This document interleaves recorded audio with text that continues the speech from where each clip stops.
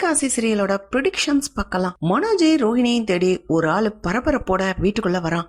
Manoj sir, Rohini madam அப்படின்னு மனோஜ் பதறி அடிச்சுட்டு, என்ன எதுக்கு இப்படி சத்தம் போடுறீங்க அப்படின்னு கேக்குறான். வெளியில வந்து பார்த்தா தான் தெரியுது ஷோரூம்ல வேலை பாக்குற ஒரு ஆளு. யோ, எதுக்கியா இப்படி கத்திக்கிட்டு வீட்டுக்கு வந்திருக்கிற?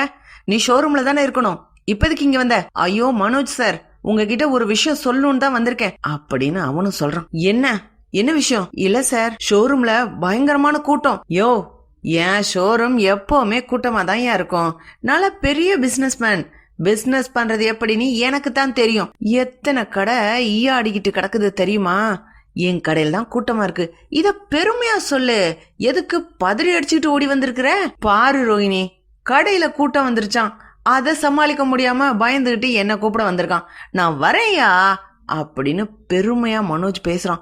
சார், அது ஒண்ணு இல்லங்க சார், எல்லாரும் வந்து சண்டை போடுறாங்க அப்படின்னு வந்தவன் சொல்றான். மனோஜ் உடனே, யோ என்னையா சொல்ற? எதுக்கு? ஏன் ஷோரூம்ல வந்து சண்டை போடுறாங்க? உடனே அண்ணாமலை, என்னப்பா எதுக்காக மனோஜ் கடையில வந்து எல்லாரும் சண்டை போடணும்? மனோஜ் சார், நீங்க தவணையில பொருள் வாங்கிக்கலாம்னு சொல்லிட்டு எல்லார்கிட்டையும் முன்பணம் வாங்குனீங்கல்ல, பணம் கொடுத்தவங்க எல்லாம் பொருள் வேணும்னு சொல்லிட்டு கடையை வந்து முற்றுகையிடுறாங்க சார். அவங்கள சமாளிக்கவே முடியல. அவங்க இஷ்டத்துக்கு எனக்கு இந்த பொருள் வேணும் அந்த பொருள் வேணும்னு அவங்களா ஆளை கூட்டிட்டு வந்து இறக்குறாங்க சார். எங்களால கண்ட்ரோல் பண்ண முடியல. அதனாலதான் சார் உங்களை கூப்பிட வந்தேன். ஐயோ, என்னடா சொல்ற? கடையில இருக்க மொத்த பொருளும் போயிடுமே, நிறைய பேர் பணம் கட்டிருக்காங்களே அப்படின்னு மனோஜ் பதறான். அண்ணாமலை, என்ன மனோஜ், என்ன நடக்குது? எனக்கு ஒண்ணுமே புரியலையே அப்படின்னு கேக்கும்போது முத்துசுரர், பா அது உனக்கு தெரியாதாப்பா, இந்த பிசினஸ்மேன் ரொம்ப அதிபுத்திசாலி என்ன செஞ்சாருன்னா, மக்கள் கிட்ட ஒரு விளம்பரம் கொடுத்தாருப்பா. பணத்தை தவணை முறையில கட்டுங்க, உங்களுக்கு தேவையானப்ப பாதி பணம் கட்டிட்டு பணத்தை மாசம் தவணையில கட்டுங்க. பாதி தொகை கட்டினதுக்கு அப்புறம் உங்களுக்கு தேவையான பொருளை நீங்க வாங்கிட்டு போயிடலாம், அதுக்கப்புறம் மிச்ச பணத்தை கட்டலான்னு சொல்லி விளம்பரம் பண்ணுனா.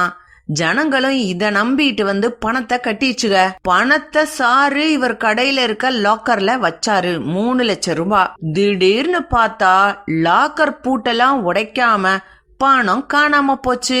அந்த பழி அந்த கடையில வேலை பார்த்த ராஜாராணி மேல போட்டாரு மனோஜும் ரோஹிணியும். இப்போ பணமும் காணாம போச்சு. பணத்தை திருடிக்கிட்டாங்கன்னு சொன்ன ராஜாராணியும் மனோஜ மிரட்டி பணம் வாங்குறாங்க. கடையில வந்து பொருள், பணத்தையும் வாங்கிட்டு கடையில வந்து பொருளையும் எடுத்துக்கிட்டு போயிடுறாங்கப்பா. அப்படி நடத்துறான் இந்த பெரிய பிசினஸ்மேன் அப்படின்னு முத்து ஏளனமா சொல்லி சிரிக்கிறாங்க. அண்ணாமலை உடனே, டேய் என்னடா கடை நடத்துற, என்னடா படிச்ச பிசினஸ்ன்னு பணம் வாங்கிட்டீல, பொருள் கொடுக்கணும்ல, சரியா கொடுத்துருக்க வேண்டியதானே அப்படின்னு அண்ணாமலை கேக்குறாரு. பா இல்லப்பா, டீலர்ஸ்க்கே பணம் கட்ட வேண்டியிருக்கு. அவங்க கிட்ட வாங்கின 3 லட்சமும் காணாம போச்சு. தண்டத்துக்கு இந்த ராஜாராணிக்கு வேற நானு மாசம் 2 பெரிய பொருட்களா தூக்கிட்டு போயிடுறாங்க. இந்த மாசம் கூட வாஷிங் மிஷின், ஃப்ரிட்ஜ், டிவி எல்லாம் எடுத்துட்டு போயிட்டாங்க. அவங்க என்ன மிரட்டி பணமும் புடுங்குறாங்கப்பா. 2 பக்கமும் எனக்கு நஷ்டம்தான் அப்படின்னு மனோஜ் அழுகுறான். இத்தனை பிரச்சனைக்கு என்னடா காரணம்? ஷோரூம்ல இருந்த பணம் காணாம போனதான். பணத்தை யாரு திருடுனது அதான்ப்பா தெரியல. லாக்கரும் உடைக்கல. லாக்கரோட சீக்ரெட் நம்பர் எனக்கும் ரோஹிணிக்கும் மட்டும்தான்ப்பா தெரியும். அப்படின்னா பணத்தை கண்டுபிடிக்க சொல்லி போலீஸ்ல கம்ப்ளைண்ட் பண்ண வேண்டியதானே? ஏன்டா நீ ராஜாராணிக்கு பணத்தை கொடுத்துக்கிட்டு திரியிற, எதுக்கு பயப்படுற அப்படின்னு அண்ணாமலை ஐடியா சொல்றாரு. ரோஹிணி உடனே, ஐயோ இவர் என்ன இப்படி ஐடியா கொடுக்கறாரு, போலீஸ்ல கம்ப்ளைண்ட் பண்ணா நம்மள மாட்டிக்கிருவோம். அங்கிள் அதெல்லாம் வேணாம் அங்கிள், நாங்களே சமாளிச்சுக்கிறோம் அப்படின்னு சொல்லும் போது அண்ணாமலை சொல்றாரு, என்னம்மா என்ன, அந்த ஷோரூம் என்னுடையது. மனோஜ் சும்மா வேலை தான் பாக்குறான். அந்த ஷோரூம்ல வீட்டுல இருக்க அத்தனை பேருக்குமே பங்கு இருக்கு அப்படின்னு சொல்லி அண்ணாமலை பேசிக்கிட்டு இருக்காரு. கடைக்கு வந்த கூட்டம் எல்லாமே வீட்டுக்கு வருது.